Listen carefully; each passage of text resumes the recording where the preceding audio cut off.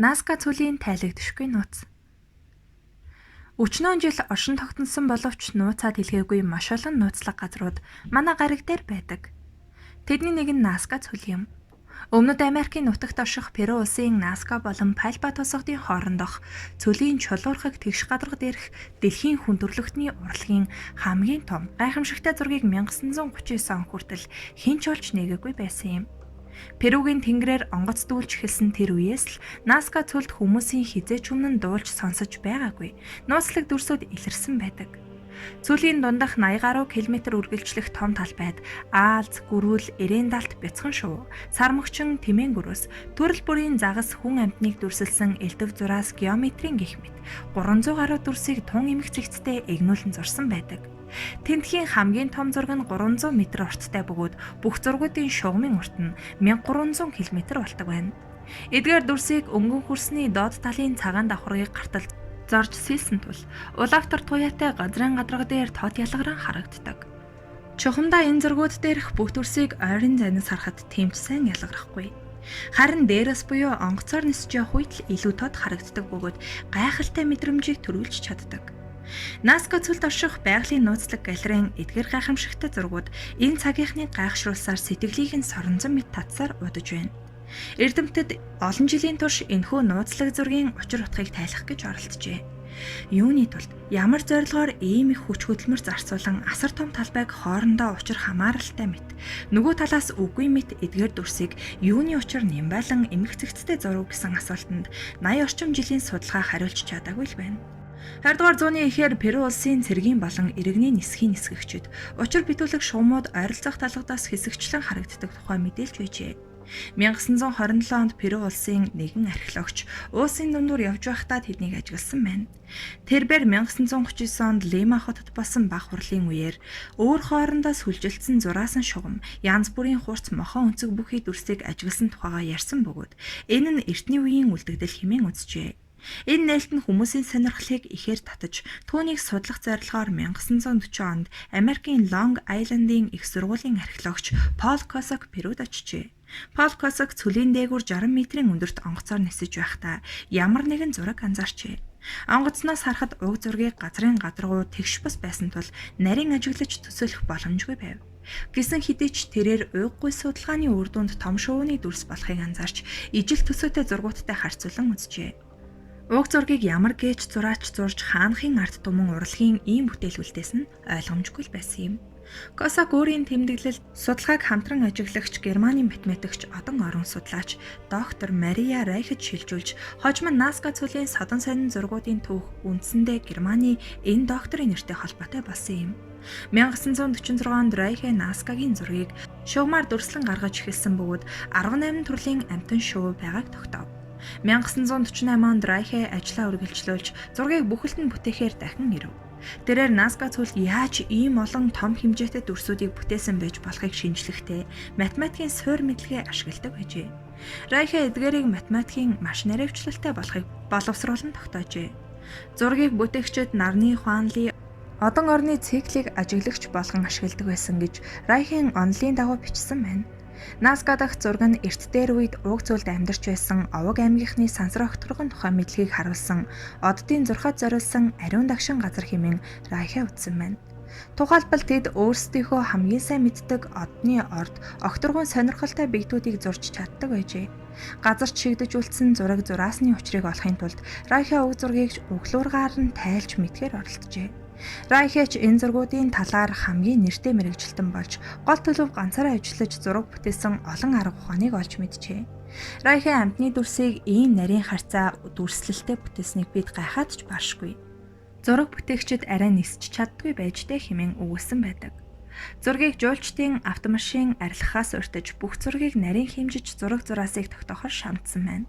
Шар өнгийн газар дээр бараан өнгийн чулуугаар зургийг бүтээснийг Райхе тогтоож зураг бүтээгч Александр Томын мегалит ярдын хэмжих нэгж 0.66 см-ийн системийг хэрэглэж дүрсийг тусгай бэлтгэсэн масштабаар ос ашигласан болохыг мэджээ. Хэмжээг маш нарийн тооцож байсныг онгоцноос авсан гэрэл зураг нотолжээ. Эрт үеийн хүмүүс нарийн хэмжилт хийж байсан нь Перугийн зураг, дэлхийн нөгөө хэсэгт хийсэн малталтын олдвор, соонхинж болон олон алдартай мегалит нь Юрбусын геометрийн наривчлалтай байсан зэрэгс тодорхой харагддаг. Эртний перучууд их хөдөлмөрч тоног төхөөрөмж зохион бүтээж хэрэглэн түүнийгээ харийн түрэмгийлэгчдээс нуцалдаг байжээ. Өөр нэг таамаг бол зураг одод тэнгэрийн зураг, цүлд эртний аврах том одон орон судлалын төв байсан гэдэг. Алдарт одон орон судлаач Жернальд Хокинс 1972 онд Перуд ирж дээрх зурганд одон оронтой холбоотой зураг байсан эсхийг шалгахаар ирээд ямар ч тэмдэг олоогүй байна. Хожим зургийн нарийн зураасны хэлбэр километрт бүрт 2 м байсан ийм дүрсийг фотограмметрийн болон агаарын зураглалын тусламжтайгаар ийм наривчлал хийх боломжгүй. Шулуун зураас олон миль үргэлжлэн бууны сум мэт гэж шагшсан байдаг. Хуанли эсвэл оддын газрын зураг хэмээх санааг зарим эрдэмтэд үгүйсгэсэн байдаг. Швейцарын эрдэмтэн Армин Гряни баталснаар Райхигийн санаа нь санамсаргүй тохиолдлоос өөрсгөө гэжээ. Мөн өөр нэг таамагт Наскагийн зургийг Германы зохиолч Эрих фон Деникийн харин сансрын гिचтийн хүлэг буулгах тэмдэг гэсэн байдаг. 1955 онд Их Британийн сонин содон үзэгдлийн судлаач Джеймс Мосел Наскагийн зураг байгаа газар нь эрт дээр үед хар гаргийнхны хүлгийн буух талбай байсан гэж үзжээ. Гэвч хар гаргийнханд нисч буухад нь 500 км² хэмжээтэй тийм тун талбай ямар шаардлагатай байсан гэдэгт хэн ч үнэмшилтэй тайлбар хийж чадаагүй юм. Ингэж нисч буухын төлөө уг газар дээр ургамал амьтны зураг зурах шаардлага байсан гэж үү? Зөвхөн уугуул нутгийнхныг зугаацуулахын төлөө ийм зураг зурсан гэж үү гэсэн сонин асуулт зуурна. Ямар ч сансрын хүлэг газарлаа гэхэд тэндх бүх зургийг баллаж сүйтгэх аюул гарах нь зайлшгүй. Хар гаргийнхан л үүнийг хийсэн гэж дүгндэг эрдэмтдийн хэлснээр эртний индианчууд техник технологийн тухай ойлголтгүй. Газарт ч тийм төвөгтэй зураг зурахч чадваргүй байжээ. Райхи Наскагийн зураг харийн сансрын хүлгийн бууж хөөрөх талбай, чиглүүлэгч тэмдэг гэсэн таамгийг эрс үгүйсгэж, сансрын гिचд чулуун дүрслэл бүтээхээр ирээгүй нь тодорхой. Түүнээс гадна хэрв чулууг зайлуулад үзвэл газрын хөрс зөөлөн, харийн хөлгүүд тийм хөрсөнд шигдэх нь гарцаагүй гэжээ. Хар гаргийнхны санаачлагаар л ийм сансрын зам бий болсон гэж үздэг. Энэ ноллыг өнгөрсөн зууны 80-аад оны сүүлээр л Америкийн археологчид мөн үгүйсгэжээ. Тэр үед модон хүрцээр зэвсгэлсэн багш оюутнуудын баг Наскад зочилж хар гаргаас өөр юм санаж сэтгэхээ байсан судлаачдын дүгнэлтэнд няцаалт өгсөн байна. Тэдний судалснаар Наскагийн эртний оршин суугчид 14 хоногийн дотор ан амьтан хүнийг дүрсэлсэн дүрсийг ядах өмгөө зурж чаддаг байсан. Энэ нь эртний бусад хүмүүсийн бүтээлтэй адилхан бөгөөд тэднээс ялгагдах зүйлгүй байсан гэжээ. Мөн мөнхийн аршааны үлдэгдэл байсан гэсэн санаа хүчтэй тархаж байв. Уг зураг нь хонгол худаг эсвэл газрын усан судалтай давхаргыг заадаг гэсэн санааг гаргажээ. Өдгөө Наска цул нь дэлхий дээр хамгийн гангачигтай газрын нэг. Ийм учраас судлаачид энэ газар тухайн үеийн овог аймагуудын усны шүтэн байсан бөгөөд тэд энэ зургийн тусламжтайгаар дурын цэгээсээ мөнхийн аршааны их ундрагыг олох боломжтой байсан гэсэн таамаглалыг дэвшүүлсэн байна. Тухайн үед уг газар нь сэтгэл татам нутаг байжээ. Энд үржил шимтэй тал усаар дутагдж гачигдахын зовлонгүй. Оршин суугчид байсан гэхээр энэ таамаглал мөн л худал гэж үзжээ. Бүтээсэн он цагийн хувьд тодорхойгүй ч эдгээр зургийг эрдэмтдийн дийлэнх нь манай эртний өмнөх 500-аас манай эртний 500 жилийн хооронд энэ газар нутагт оршиж байсан соёл иргэншлийн өв гэж үздэг. Гэвч орчин үеийн дүрслэх урлагийн нэгэн төрөл хийсвэрлэх урлагийг тун чадварлаг ашигласан нь хугацааг нарийн тодорхойлоход саад учруулдаг. Тухайлбал нэг зурагт гэхэд 365, түүнээс ч олон өнцөг мушгаа зигзаг хэлбэрийн дүрс ашигласан байжээ. Үүнээс гадна зарим аалс сармагчин гүрвэл бодит байдлаас хамаагүй том буюу 274 м хүртэлх урттай дүрслэгдсэн байдаг. Гэхдээ трапез хэлбэрийн дүрс ашигласан бүтээлүүд илүү том, асар урт талбайг эзэгнэн оршдог бөгөөд энэ нь тухайн дүрслэгдсэн амьтныг шууд ялгаан танихад бэрхшээл учруулдаг байжээ. Тухайлбал тас шууг дүрслэхэд ашигласан дүрс 3 орчим километрийн урт үргэлжилжээ. Нууцаа тайлах дургүй эдгээр дүрсийг урт хугацааны турш энэ хിവэр нь хадгалах тохиромжтой газар Наскагийн цөлөөс өөр дэлхийд бараг үгүй.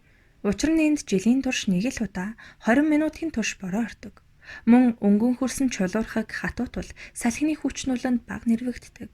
Өчүүхэн баг хурдандас салхил дээрх зургуудыг үл ялаг илээдэг. Цаг уурын энэхүү тааламжит нөхцөл олон зууны туршид эдгээр дүрсийг хിവэр нь хадгалж байгаа гэдэгт эрдэмтэд харин санал нэгддэг. Учир нь бүтээлүүд олон зууныг дамжин урт наслахааргүй хөрсөн дээр гүйхэн зурагдсан байдаг. Нууцаа задлах дургүй Наскагийн дүрсүүдийг ямар багаж зэвсгээр бүтээсэн нь мөн л тодорхойгүй. Алдарт физикч Леонид Ксанфомолитийн Назка зүйлийн зургийг маш өндрөөс лазер шиг төхөөрөмжийн тусламжтайгаар хийсэн гэсэн санааг дэвшүүлжээ. Үнэн дээр манай эртний өмнөх 3 дугаар зуунд хаанаас тийм лазер олдох билээ? Гэхдээ үнэнд ойр байж болцсошгүй нь гараар хийсэн болхийцтэй модон хутан юм. Энэ талбайгаас хэд хэдэн ийм олдвор алдсан нь зарим эрдэмтдийг ингэж таамаглахад хүргэжээ. Нилээд судлаачид хүмүүсийн байнга л холхих, явах, гიშгэх хөдөлгөөний улмаас газрын хөрсний дээд давхаргад дээрх дүрсэд үссэн бөгөөд тухайн үеийн асфальтан бус замд зүрх зам, жимүүд бий болсон гэдэгт итгэдэг. Газарт товойжуулсан дүрсүүд нь ямар нэг спорт эсвэл олон нийтийн тоглоом наадгад зориулагдсан гэж үздэг. Тэдний дэвшүүлсэн санаагаар бол энэ нутгийнхныг зугаацуулахын тулд амьтны дүрсийг санагдуулан тусгай чиглэл гаргаж гүйж эсвэл алхуулсан болж таарна.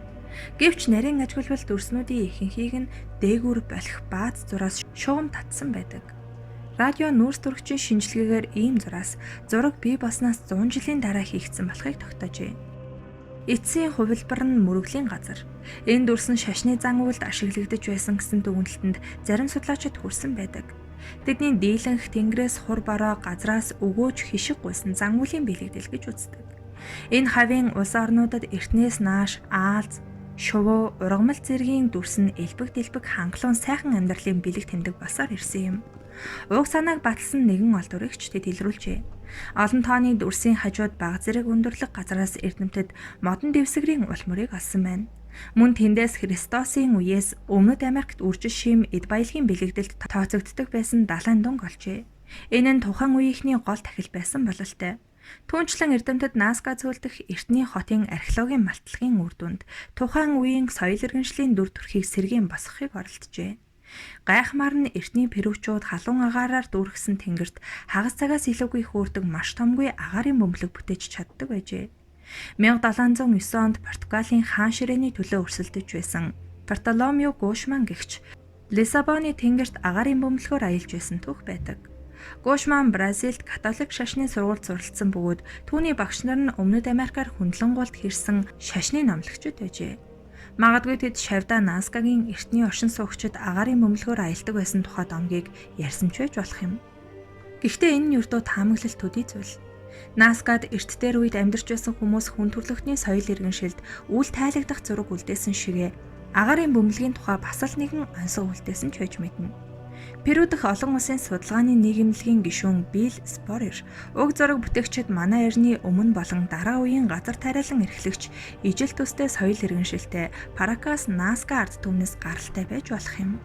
Энэ таамаг нь түүнд эдгээр ард түмэн нэхмэл шавар урлалт гарамгай байснаас үүдэлтэй төрсөн гэдэг. Шарлаас олдсон Назкагийн давууг нэхэхдээ перучууд нэг квадрат дюймд 205-ыг харьцах нь 110 тонны утас хэрэгэлдэг байсан. Мөн шавар савны гадаргууд агаарын бөмбөлөг намирч байгаа тузаар дүрсэлсэн агаарын могоог дүрсэлсэн байна. Спорер судалгааны явцад инкүүдийн хуучин домогт гардаг хүү Антарктик зэрэг талын бэхлэлттэйгээр нисч гарan дайсны хүчний байршлын тухай мэдээ хүргэж инкүүдийн тулалдаанд тусалдаг гэсэнтэй таарчээ. Назкагийн даванд нисж байгаа хүмүүсийг дүрсэлж энэ домог эрт үед үүссэн бөгөөд өнөө үед энэтхэг Өмнөд Америк төвдийн зарим омгийнхан баяр ёслолын үеэр агаарын бөмбөлөг хийж хөөрөгдөг байна. Нөгөө нэг нь олон шулуун шугамын төгсгөлдөх нүх дөлний хонхор гэх таамаглал. Энэ чулуун доторлогоотой дугуй хонхрын голч ойролцоогоор 10 м. Спорер хэдэн судлаачдын хамт тэрхүү чулуу магадгүй тэнгэрийн биетийн хилтерхий байсан. Назкагийн индианчууд энд гал асааж, агаарыг халааж, бөмбөлгийг хөөрөгдөг байж болзошгүй хэмээн таамаглажээ. Назкагийн таалал төгссөн удирдагчийн биеийг хар өнгийн бөмбөлгөөр илгээж нарны ивэлх бусан уу? Аль эсвэл шувуу бусад авраг амьтдын дүрээр удирдагчийнхаа мөнхийн амьдралыг бэлэгшээсэн үү? Бүү мэд. Ямар тач орчлонгийн нэгэн гайхамшиг болсон Перугийн энэ зураг хэдийд ямар учраас яах гэж бүтээгдсэн одоо хүртэл нууц тайлагдшгүй хэвээр. Тиймээс уг археологийн олдвор эрдэмтдээс мухарталд орсон онцог гэсэн нэрийг авчээ. Хүний гараар бүтсэн энэхүү асар том үзэсгэлэнг ЮНЕСКО хүн төрөлхтний соёлын өвд 1994 онд бүртгэжээ.